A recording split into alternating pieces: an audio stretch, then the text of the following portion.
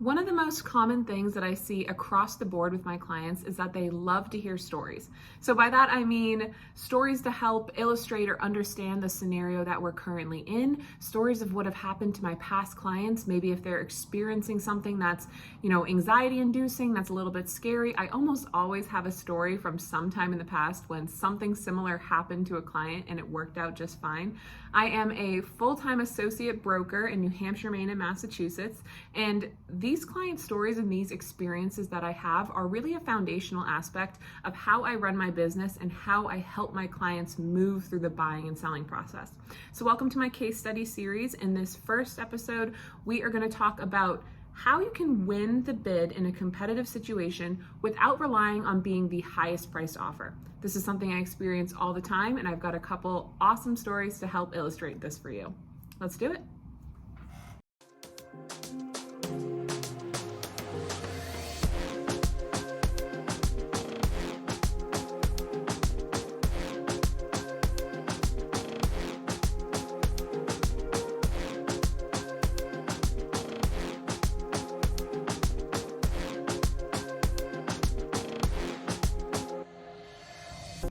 The full case study can be found on my website, realestatewithhunter.com, under blog and featured posts by Hunter. But I want to take the time in this video just to kind of highlight and go into a little more detail about a few of the stories in the case study that stand out to me most. Story number one, I think, is very appropriately named The Birdhouse. Let me paint the picture for you. You're at a showing. I'm your realtor. We walk into this house and everything is bird themed. Clearly these people have a thing for birds.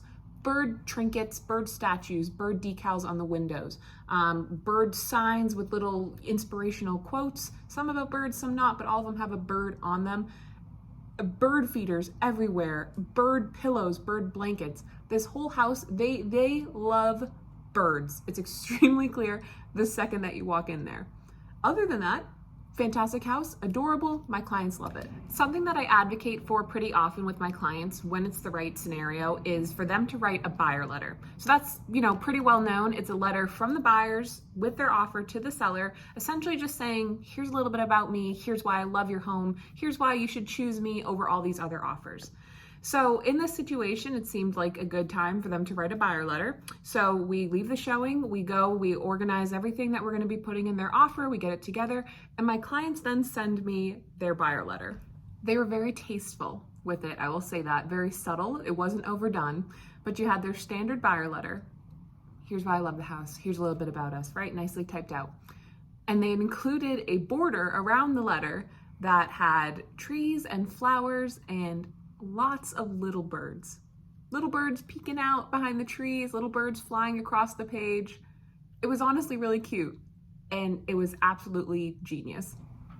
Needless to say, they ended up winning, and I was actually told later on by the seller's agent that not only were my clients not the highest offer, they were one of the lower offers, but the seller just really liked their offer for some reason.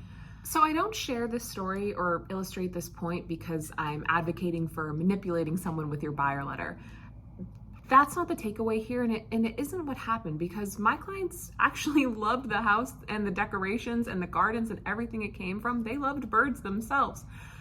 They took the time to understand that they are making a huge life decision, a huge financial purchase here. And that takes a moment, it requires a moment for you to slow down and notice the details about a property, and not just the property, but the people that you're purchasing it from, right? They took the time to then include those observations in their letter and show the sellers that, hey, we're paying attention to you, right? And therefore, we are people who are very likely going to be easy and pleasant to work with, and we are meant to be the next stewards of this house. Buyer letters have a lot of power when they're done correctly. The next story I want to talk about, I'm calling Take What You Want, Leave What You Don't. Now, this is actually something that I've had a lot of clients use successfully. There is one story, though, where this really stands out. It's a fact of life that you're going to accumulate a lot of stuff, especially when you've been in a home for 10, 20, 30, 40 years, whatever it is. When you're house hunting, it's really common to go through a house and just observe that they have a lot of stuff in that house. So something that I like to suggest to clients when it's something they're comfortable with is a clause that would allow the sellers of a house to leave behind any of the furniture, furnishings, or personal belongings that are already there that they don't want to take with them, right? And the buyers will handle it once they get in there. Obviously, this is best used like every other clause on a case-by-case basis. Not all sellers would find value in this. Maybe they don't want to leave their stuff behind. And not all buyers might be, willing or able to do this sort of thing. It requires probably getting a dumpster or doing a bunch of yard sales, a lot of trips to the transfer station. So it's really dependent on the scenario. You can always have your agent call the seller's agent and ask if they think this might be helpful. The story that sticks out to me with this, though, is so my client was facing a multiple offer situation, and I was actually called and told that the offers they had, including my clients, were all very similar. Similar terms, very similar price. Wasn't a lot more that we could do, except my client had included this clause. Now, these sellers had been in the house for a very long time. There was a lot of stuff that they didn't need to take with them, didn't want to take with them, that was going to have to go, frankly, to the dump. My client included this clause, and I was told personally by the seller's agent that that clause was something the sellers were very grateful for. It was the reason that we were about to win the bid, and also the reason that they were not going to be countering on anyone else for trying to get a higher price or better terms when all these offers were very similar. It can really work wonders when it's used correctly. Go directly to my website, realestatewithhunter.com, or see the link in the bio to go and read the full case study and get the rest of the stories. Those were just the two that kind of stuck out to me the most.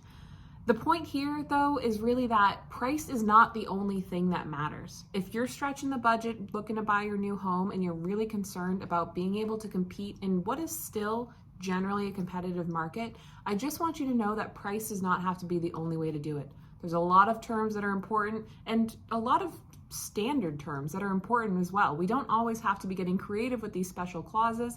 Even things as little as being able to line up the right closing date, having a solid deposit, those can go a really long way. And sometimes you really don't need to be the highest price or even close to it to win. I hope this was helpful.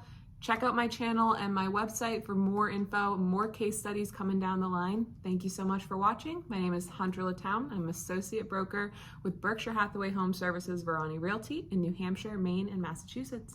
Have a good one.